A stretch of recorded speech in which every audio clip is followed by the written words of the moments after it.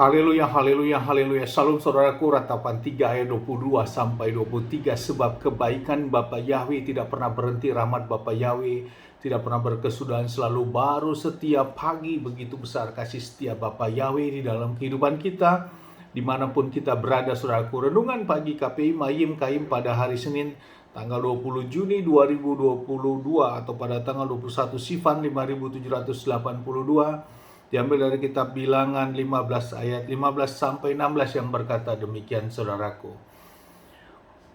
Untuk jemaat itu satu ketetapan bagi kamu serta untuk pengembara yang mengembara bersamamu, satu ketetapan selamanya bagi generasi-generasimu.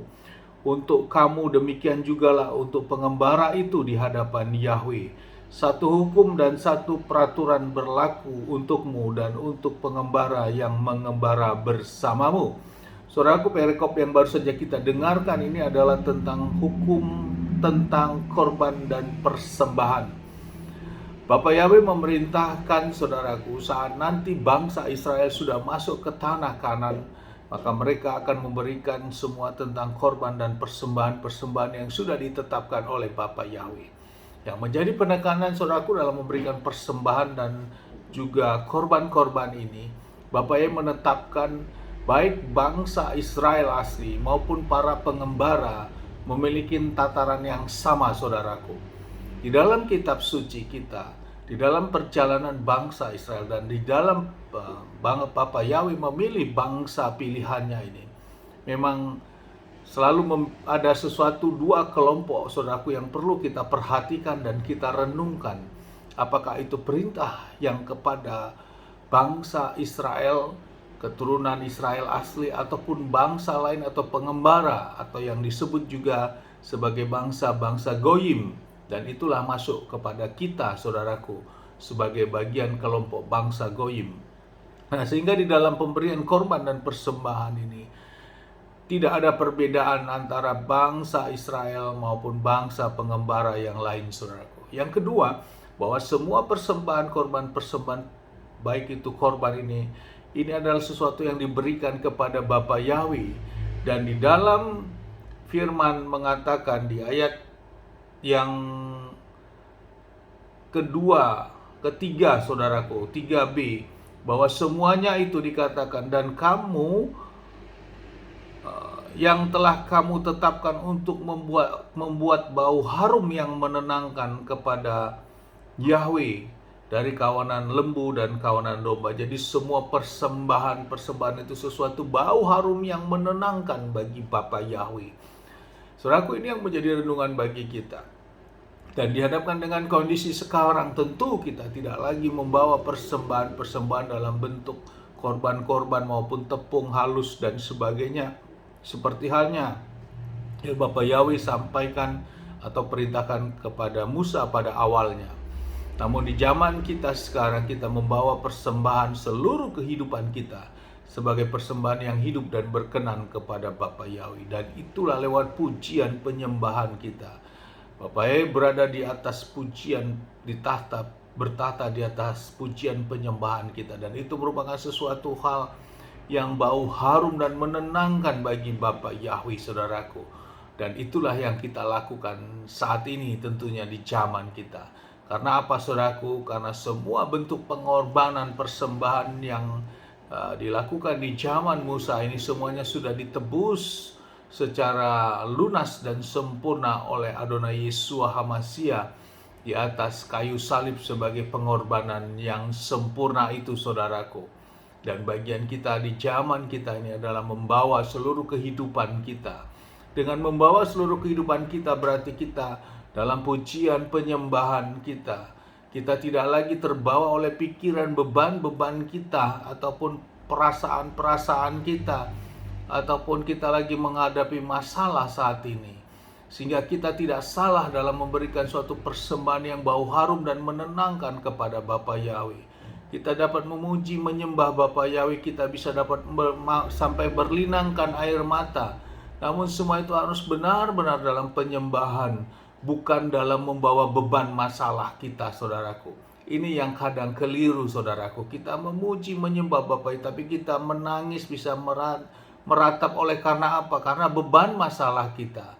Bukan seperti itu, saudaraku. Membawa persembahan yang harum dan berkenan kepada Bapa Yahweh adalah kita bukan membawa beban masalah kita kepada Bapa Yahweh, bukan, saudaraku. Tetapi membawa persembahan kita yang sungguh-sungguh dalam penuh ucapan syukur kita. Apapun beban masalah keadaan kita, itu kita tinggalkan dulu, saudaraku. Kita lepaskan, kita harus bisa membedakan ini, saudaraku. Namun kita membawa kesungguhan kita dalam ketertundukan kita, dalam ucapan syukur kita, kita mengagungkan Bapa Yahweh yang lebih tinggi dari segala sesuatu yang kita hormati. Lewat penyembahan itulah merupakan suatu dupa yang harum, yang membumbung tinggi, yang naik menenangkan bagi Bapa Yahweh.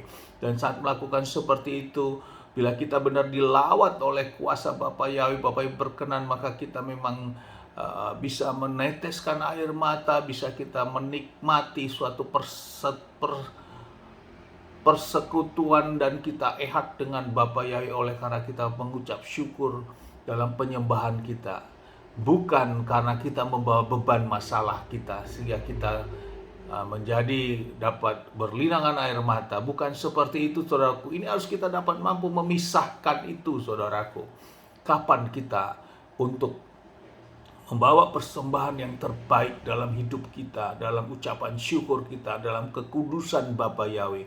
Dan kapan saat kita meratap untuk minta pembelaan Bapa Yahweh dalam doa-doa kita, dalam kerinduan untuk kita dapat ada jalan keluar terhadap beban masalah kita. Kita harus bisa membedakan itu, saudaraku. Dan jangan ini menjadi suatu kesatuan sehingga kita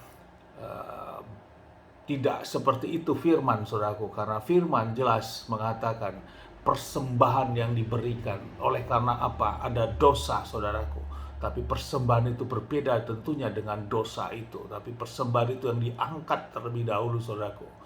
Sama seperti kita pujikan persembahan yang terbaik untuk kemuliaan Bapa Yahweh. Baru kita mau menyampaikan apa yang menjadi ratapan kita.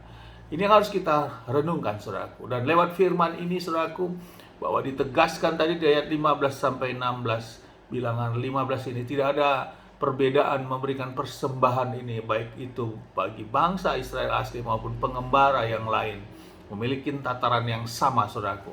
Dan ini juga diteguhkan di dalam Galatia 3 ayat 27 sampai 29 yang berkata demikian, saudaraku. Galatia 3 ayat 27 sampai 29, sebab sebanyak kamu yang telah dibaptis, saudaraku, berarti khusus yang sudah dibaptis, ke dalam Hamasia, kamu telah mengenakan Hamasia. Tidak ada lagi orang Yahudi dan orang Yunani, tidak ada lagi hamba ataupun orang yang merdeka, tidak ada lagi laki-laki dan perempuan, karena kamu semua adalah satu di dalam Hamasia, Yeshua. Dan jika kamu milik Hamasia, maka kamu adalah keturunan Abraham, bahkan ahli waris menurut janjinya. Jadi kita diteguhkan lagi di dalam Galatia 3 ayat 27 sampai 29 bahwa tidak ada lagi bangsa Yahudi, tidak ada Yunani, tidak ada lagi hamba, tidak ada lagi wanita, laki-laki semuanya sama selama semuanya sudah dibaptis di dalam Hamasia, dan kita semua menjadi ahli waris daripada Abraham sebagai janji ahli waris yang diberikan. Amin. Sukses besar buat kita semua, saudaraku. Mari kita masuk di dalam pemahaman penyembahan yang benar, membedakan antara penyembahan dengan beban masalah kita. Sukses besar buat kita semua. Mari kita maju terus dalam iman dan kita tetap terus berjuang dan saling mendoakan satu sama lain. Di tempat ini saya berdoa, Bapa yang memberkati dan melindungi kita semua dimanapun kita berada. Bapa yang menyinari wajahnya kepada kita, berikan kita damai sejahtera. Bapa yang menghadapkan wajahnya kepada yang memberikan kita kasih karunia. Apapun yang kita kerjakan lakukan sepanjang hari, semuanya menjadi berhasil. Dan kita orang-orang yang percaya kepada Bapa Yahweh di dalam Adonai Yeshua Hamasia, kita tidak dipermalukan. Roh yang ada pada kita lebih besar daripada roh yang ada di dunia ini. Dan janji kebenaran keselamatan hanya di dalam Adonai Yeshua Hamasia, Mesias kita yang hidup. Amin, haleluya. Shalom, saudaraku.